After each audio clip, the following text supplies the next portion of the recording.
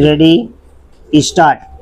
The plea of self-immolation on behalf of the respondent does not inspire the confidence of this court. Stop.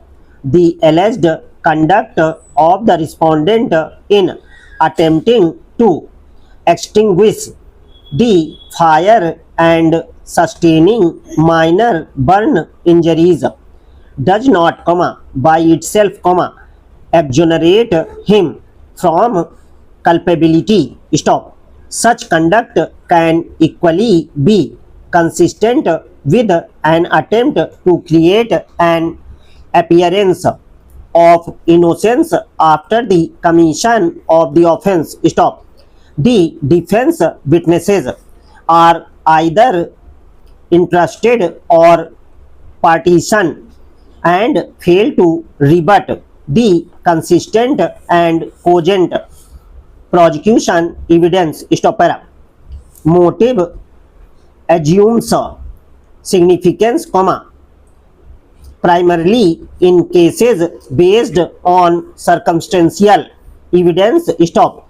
Where there is direct evidence in the form of a credible and trustworthy dying declaration, the absence of strong proof of motive is not fatal to the prosecution case. Stop.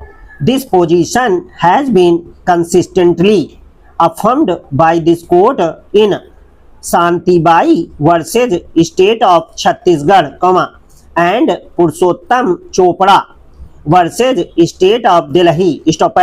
In the present case, the evidence on record discloses that the respondent subjected the deceased to frequent quarrels, humiliation and verbal abuse, including branding her and repeatedly asking her to leave the matrimonial home. Stop. The dying declaration itself refers to persistent matrimonial discard and ill treatment, thereby furnishing a plausible background for the commission of the offense. Stop. In any event, the prosecution is not required to establish motive with mathematical precision, and failure to conclusively prove motive does not weaken an otherwise reliable and cogent case. Stop. Upon an overall appraisal of the evidence, we are satisfied that the dying declaration of the deceased, Saroj Devi, is violently, truthful and reliable. Stop. It was recorded by a competent authority at a time when the deceased was conscious, oriented and capable of making a statement. Stop. The minor discrepancies highlighted by the High Court do not create any dent in the capability of the dying declaration. Stop. Therefore, the prosecution has proved beyond reasonable doubt that the respondent committed the offense punishable under section 302 IPC. Stop. The trial court correctly relied upon the dying declaration and the surrounding circumstances to record the conviction of the respondent. Stop.